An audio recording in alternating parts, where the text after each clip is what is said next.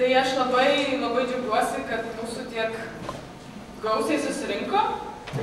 Ir iš pradžių padarysiu tokią, nežinau, trumpą įžangą įvadą ir tada klausysimės jau rimtesnių pranešimų.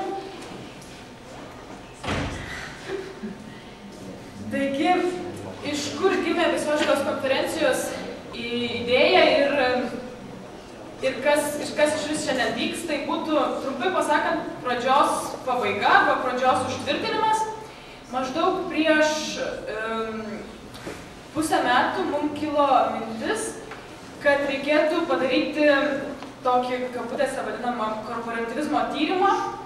Ir išvystėm iš karto 3 kryptis, kuriomis turėtų būti jisai vykdomas. Tai yra pirmasis, kad klausti istorikų arba kitų visuomenės veikėjų apie tai, ką jie žino apie korporacijas, kokius yra rašę straipsnius ir surinkti tokią informaciją, tiesiog žmonių, kurie yra anksčiau domėjasi. Tokių žmonių iš tikrųjų Lietuvoje nėra labai daug.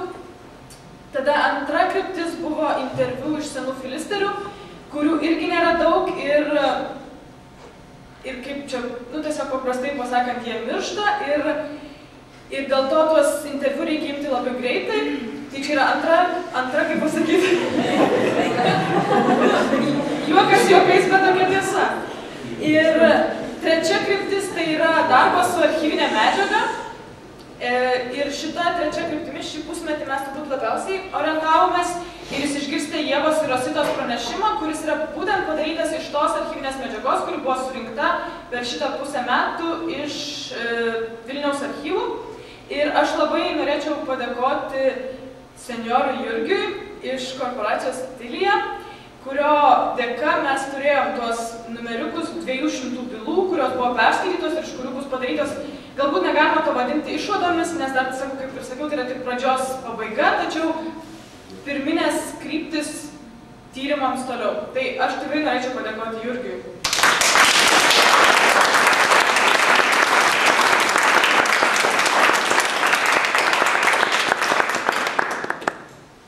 Ir tada tiesiog dar labai trumpai keletą sakinių apie tai, kad Lietuvos lietuviškų korporacijų pradžia yra minimos netgi 3 skirtingos datos ir 3 skirtingi, nežinau, kilmės atvejai. Ir aš manau, kad kiekvienas turi savo prieigą, nuo kada tas studentiški judėjimai prasideda ir nuo kada gali būti vadinti tokios kaip korporatyvizmo istorijos Lietuvoje pradžia. Tai vienas yra 1829 metais Karaliaučiuje įsikūrė korporacija Lituanija ir veikia Karaliaučiuje iki 35 metų, kada Hitleris ją uždraudžia. Tai yra vadinama kaip pirmąja korporacija ir vieni istorikai arba kiti, kurie tiesiog korporantai, kurie yra domėjęsi korporacijos istoriją, tai vadina pirmąją liniją, iš kurios eina toliau korporatyvizmo istorija. Antra linija tai būtų 1908 metais slapta Sankt Peterburge įsikūrusi Fraternitas Lituanija. Ir sakoma, kad jinai grįž 1922 metais jau jinai įsikūrė Kaune. Ir sakoma, tiksliau 1924, atsiprašau. Ir kad Fraternitas Lituanija irgi buvo vienas iš pirminių impulsų, kaip paskatinančių kurtis korporacijos Lietuvoje. Tuo tarpu dar vieni istorikai, tiesa, jie labiausiai yra griežtai ateitininkai, nes tai ir su jų istorija susiję, kad korporacijų istorija prasideda 1909–1910 Lioveno universitete Belgijoje, nuo kur sakoma, kad kilęs yra ir pats ateitininkų judėjimas. Tai aš tiesiog, kad įsivaizduotume tas ribas, tai yra pradžia ir pabaiga, aišku, yra tada, kada yra užimama Lietuva, tai 1940, nors pogrindyje dauguma korporacijų, ypač aktyviai Grandis ir Gaja, galbūt kiti galės papildyti mane, veikia ir toliau iki maždaug 45 ir tol, kol galų galės sunyko, arba kitos persikelia į Ameriką, Australiją ir veikia tenai toliau. Tačiau šiandien mes kalbėsime apie laikotarpį, kuris vadinamas tarpukario, tai yra maždaug nuo 1922 metų, nuo kaip riba, tarkim, Lituanų įsikūrimo, iki 1940, kada jos oficialiai buvo uždraustos. Taip, ir šiandien pranešimus skaitys, pirmąjį pranešimą skaitys Ieva ir Rosita. Ir jų pranešimas yra labai įdomių pavadinimų. Tai yra prakalba apie korporanto veikimą ir būtį tarpukario visuomenėje. Tada antrasis pranešimas bus, dabar aš pamiršau pavardę, tai reikės prisistatyti pačiam. Bus Norberta ir jisai šnekės apie studentų veiklą 1922–1940 metais. Taip? Ir trečias pranešimas bus Linos Alduko, tai studentų korporacijų įtaka visuomenės formavimuisi tarpukariu. Ir tada pačioje pabaigoje pabandysime padaryti kažkokias išvadas. Jeigu kils klausimų, nebijokite klausti.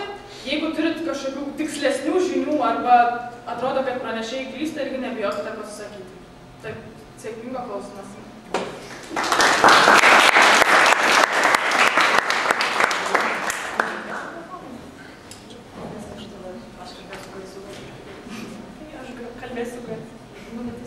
Aš pastrausiu. Sveiki visi. Mes su Rosita dabar pabandysime jums nupiešti tarpukario korporacijos eskizą. Ir visų pirma, įsivaizduokite 1930 metus tarpukario Kauną. Nuo Lietuvos nepriklausomybės atgavimo praėjo 12 metų ir visuomenėje dar labai jaučiamas tautiškumo klausimas. Paik. Ir visiems labai svarbu kurti lietuvišką valstybę. Ir viena iš aktyviausių visuomenės grupių tuomet buvo studentai. Kadangi Vilnius tuo metu priklausė Lenkams, didžiausia studentų dalis buvo susitelkusi Vytauto didžiojo universitete. Ir kad studentai buvo aktyvus, rodo didelis tuo metu buvusių organizacijų skaičius, net 80. Tuo metu tame universitete studijavo 4000 studentų. Iš tų 80 organizacijų 29 buvo studentų korporacijos. Vadinasi, studentų korporacijų buvo daugiau nei trečdalis. Ir galime palyginti su dabartiniais skaičiais. Jeigu Vilniaus universitete dabar studijuoja daugiau negu 20 000 studentų ir mes turime tik 2 korporacijas, tai priminsiu, kad Kaune studijavo tik 4000 studentų ir buvo 29 korporacijos. Bet čia būtų galima iš tikrųjų įplėsti diskusiją šitoje vietoje, tačiau palikime šitą galimybę, nežinau, po pranešimo arba po konferencijos.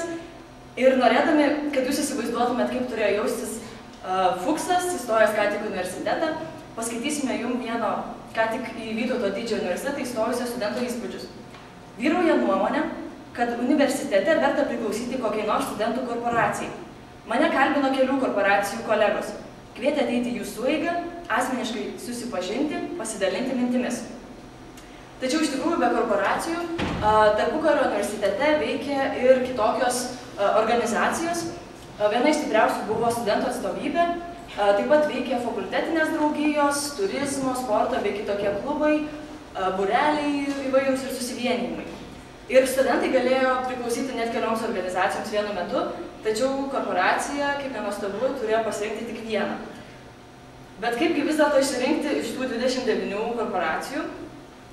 Iš tiesų, visos korporacijos kūrėsi tam tikrų pagrindų ir iš tikrųjų kai kurias studentas netgi neturėjo galimybės įstoti.